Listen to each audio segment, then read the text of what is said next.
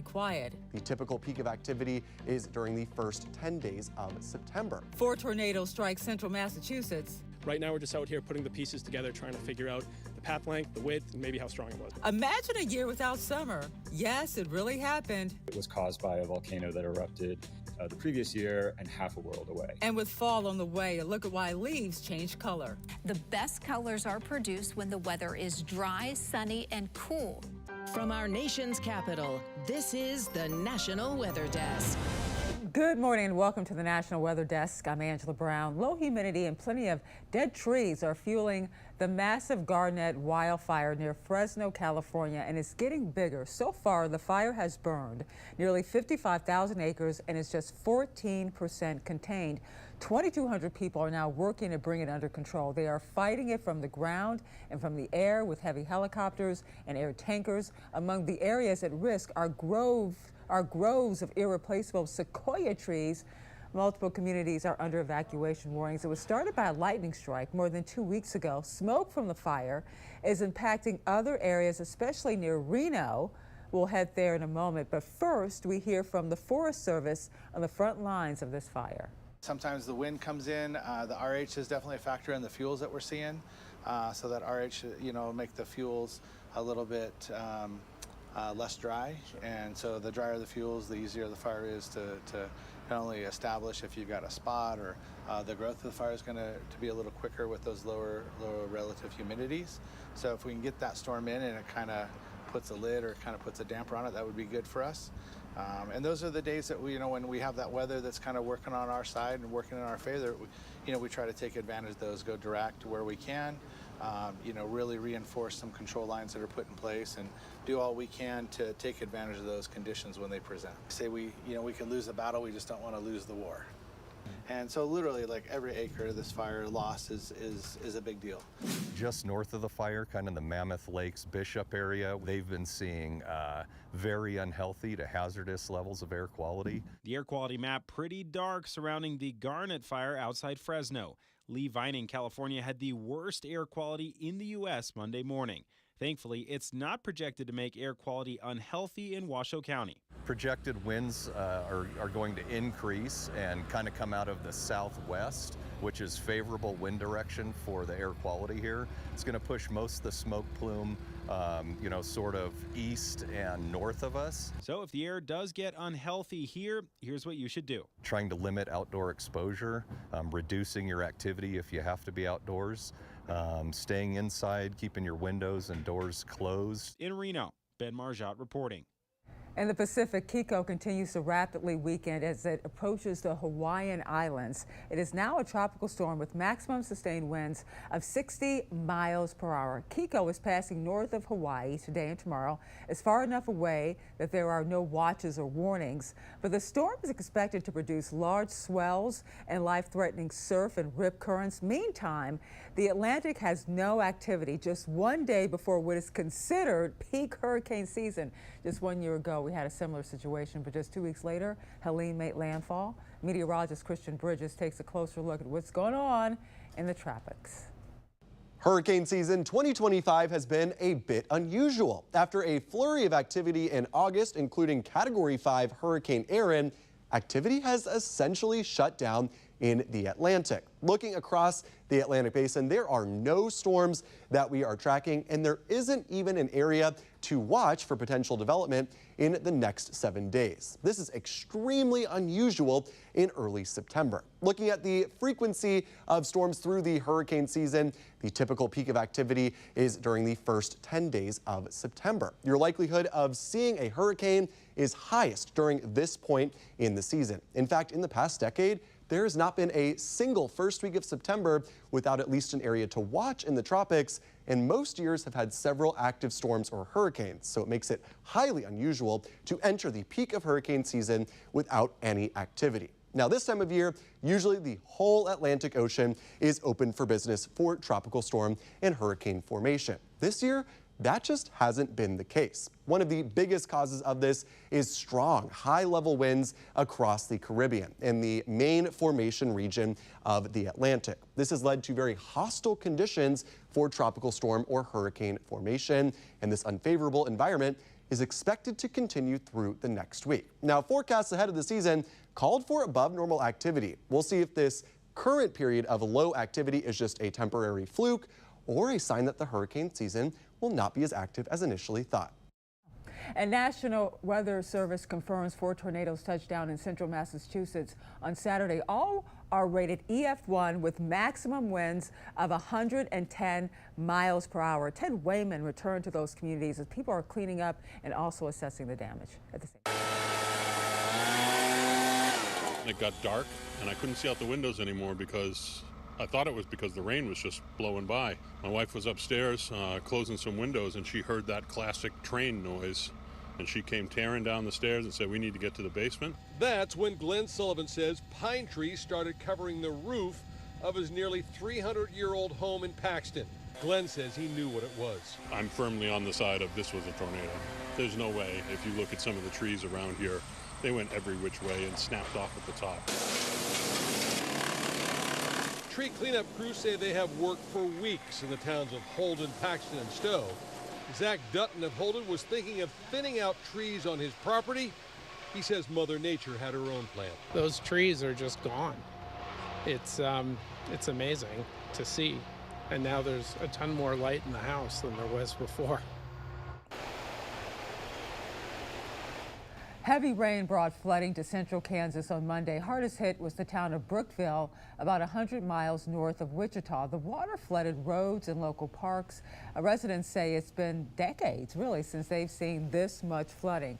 And temperatures are cooling down now that September is finally here. A few spots in New England were even under frost advisories overnight, but heat is still an issue in parts of the country. It's one of the top 5 causes of injuries and deaths in the workplace, according to the National Association of Safety Professionals. Jen Wall gets behind the wheel with a longtime tow truck company to see how they battle the heat to do their jobs. And the calls for help come in. So right now we have customer broke down. Valley Towing CEO Rennie Dyer and his team We're going to pick the vehicle up. He pumped the wrong fuel in the vehicle. hit the road fast so no one gets hurt. Dangerous drivers are not the only risk on Arizona roads. Sometimes, the call volumes are pretty heavy because of the heat. On this day, temperatures were around 107 degrees as Rennie made the trip from Phoenix to I-10 and Wild Horse Pass for the broken down truck. Crawl on the ground to hook these vehicles up, and that's asphalt itself or the concrete itself is pretty hot.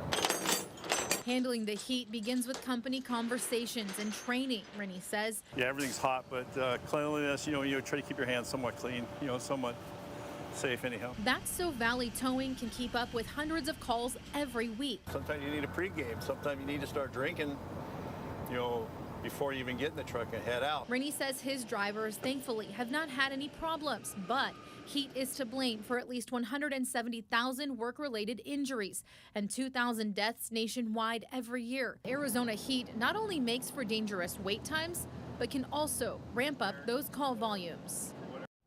And a new study shows as the earth warms, more Americans are choosing to drink and eat more foods with sugar in them. Researchers saw an increase in people choosing products like sodas or juice and ice cream as temperatures warm. Scientists warn that if global warming continues, people will likely increase their sugar consumption by nearly 3 grams a day. Researchers caution more study is needed to determine a link between climate change and people's eating habits. For the latest weather news and video, be sure to follow us on social media. We also post content from our team of meteorologists across the country. You can find us on your favorite social media platforms. Just search the National Weather Desk or scan the QR code on the bottom left corner of your screen. And coming up on the National Weather Desk, we'll tell you about the year that winter lasted all year long and what caused it to happen. And its steam fog season will help you better understand what it is and how it forms.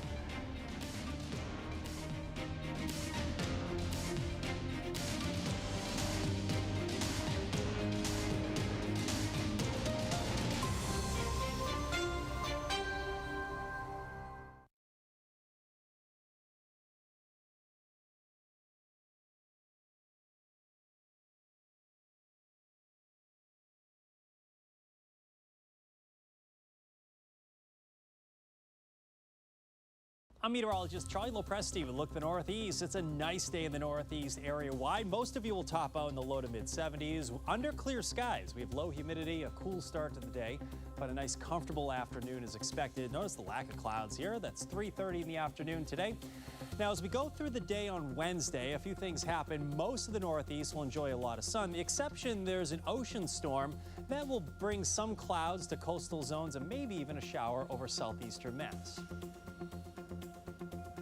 I'm Chief Meteorologist Gerard Jabali here to look at the Mid-Atlantic region. Lots of sunshine throughout your Tuesday, and Tuesday afternoon should be a pretty beautiful day here. Wednesday will likely see some clouds, at least pushing across the coastline as a disturbance passes just offshore. Most of us will be completely rain-free as we move through your Wednesday, but expect temperatures to fluctuate a little bit, mid to upper 70s on Tuesday. Of course, the mountains will be cooler, and anywhere without the clouds will be a little warmer, but still in the mid-70s.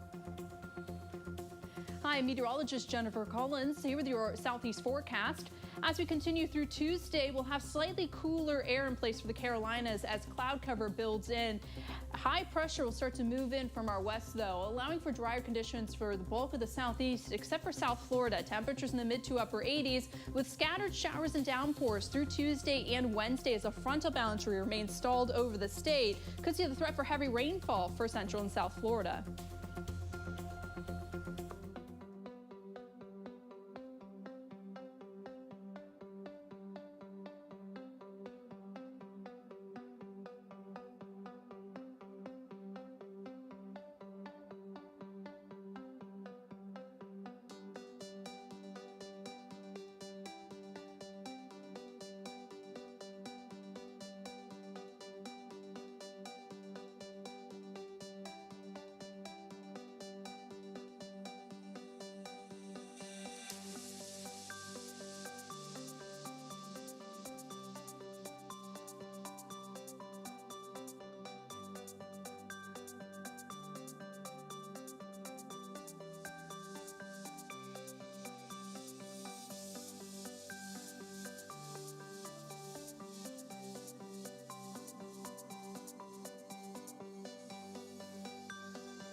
You are watching the National Weather Desk.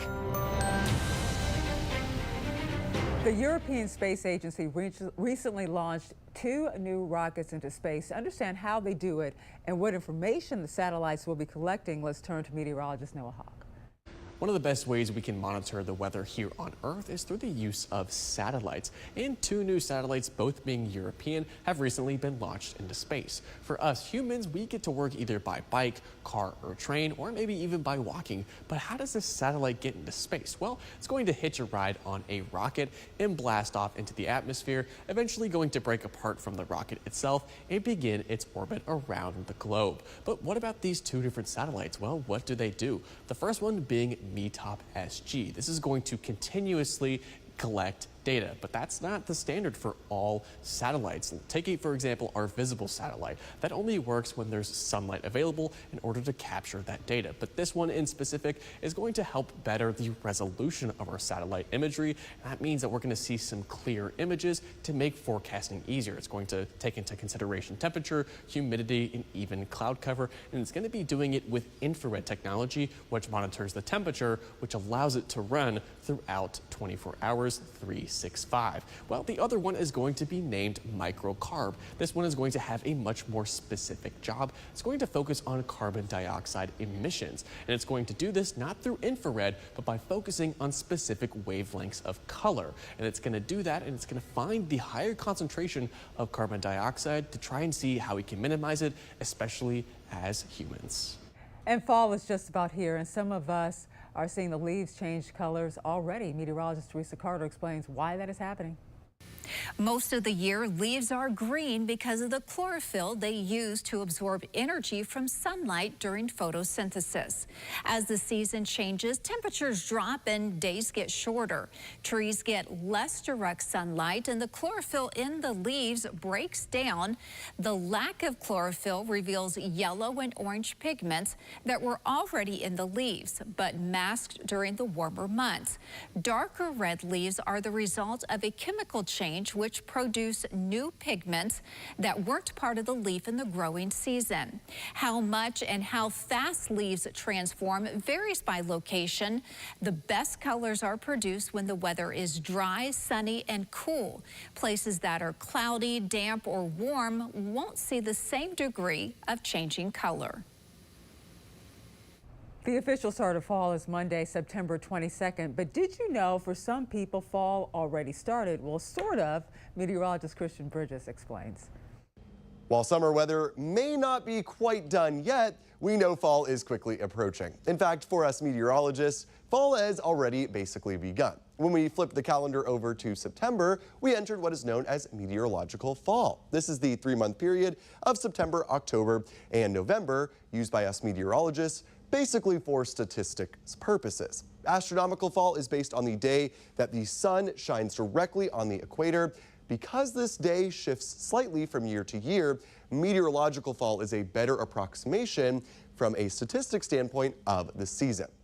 Well, birds are on the move in these final weeks of summer as they make their annual migration south, and there are things you can do to help them along the way. Meteorologist Julia Haley has more.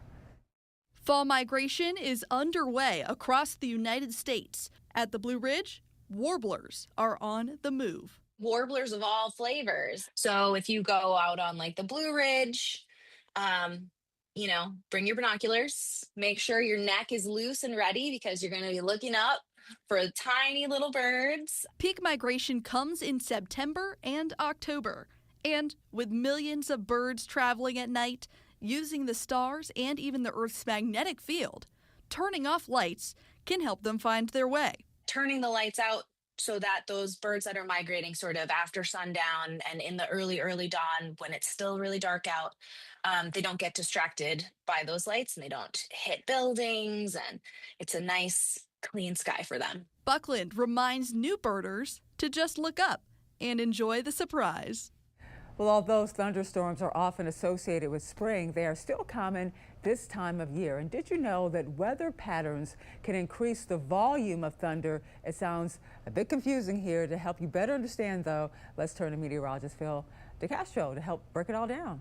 Typically, when lightning strikes, thunder ends up emanating in all directions. So most of that sound usually ends up going up and away from the surface. But when there's a layer of warm air aloft that's warmer than what's at the surface, well, that changes all of it. That's called an inversion. Typically, the atmosphere cools as you go up. But as the sound encounters this warmer air, it's less dense. So the sound waves basically bounce off of this warm air and bend back down to the cooler, more dense air. And that ends up focusing that sound back down at the ground, meaning that it is much louder and it carries much farther as it echoes across the land.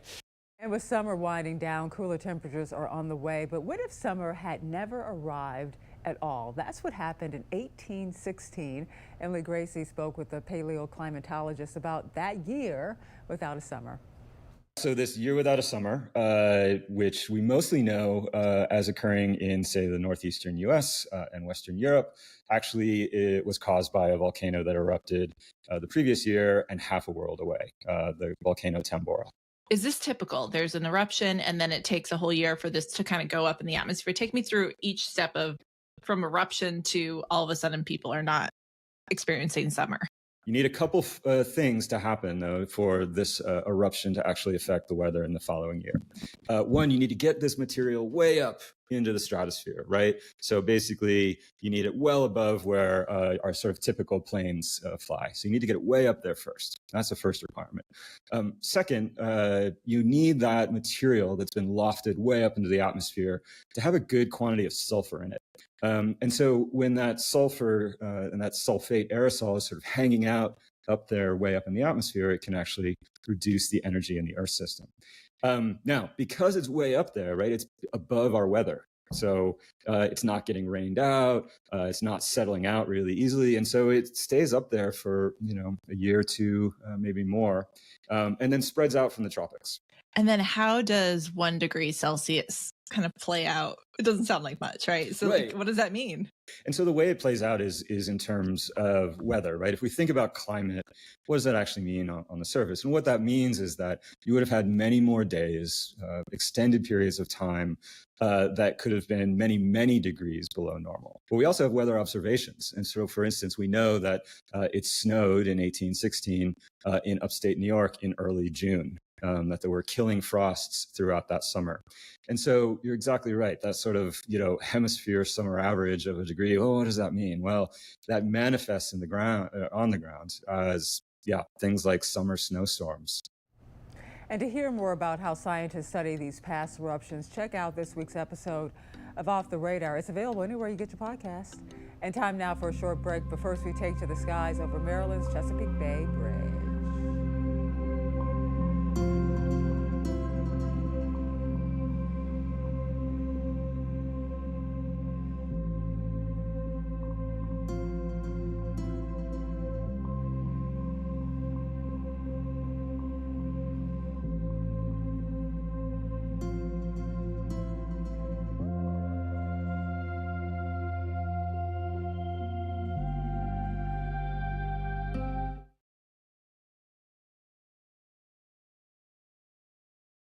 Well, a very good Tuesday morning, everyone. I'm meteorologist Andrew Buckmichael. A little bit of light rain out across the Central Plains today, but otherwise, there's not a whole lot of action going on over the Midwest over the next few days. Just a few pockets of rain there on Wednesday, while most of the Midwest continues to stay dry. And by the time that we roll on into your Thursday, still staying dry for most of us. A little bit of rain up there in the Dakotas, but temperatures warming up this week with temperatures back in the upper 80s later this week. Good morning, I'm meteorologist Alex Garcia. Here's a look at your regional weather. Some folks are waking up to some really nice fall weather all the way from Amarillo back up into Dallas, even into San Antonio. Down to the south, still a little humid there. We're watching a little bit of a front left over. That'll bring some scattered showers on down toward the south. The trough will bring more scattered rain back up to the Texas Panhandle. Otherwise, temperatures will warm up just slightly before normal summer conditions. I'm meteorologist Alex Garcia. That's a look at your regional weather.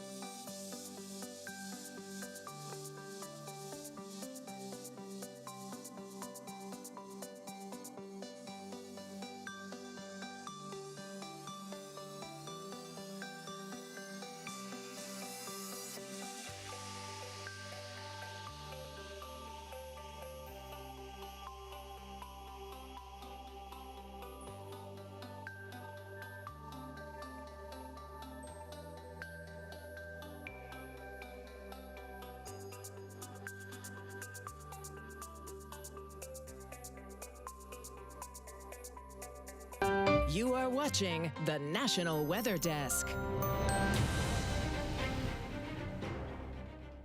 Steam fog is common this time of year as the nights get longer and colder. But what exactly is steam fog? Meteorologist Jeff Exline explains. As warm sunrises transition into clear, cool, crisp mornings, we often see a lot of fog in the morning hours, especially near bodies of water. For instance, the Ohio River, you're looking at some time lapses of the Ohio River, the water temperature is still near 70 degrees, but the air above it this morning was way down in the 40s. Here's another example of what we call steam fog. You often see this even in lakes. This photo was taken by LaVon Schultz, and she chimed it in from Lake Cumberland in Kentucky. And this is how steam fog works. You have that cold air, of course, over the water, which is a lot warmer.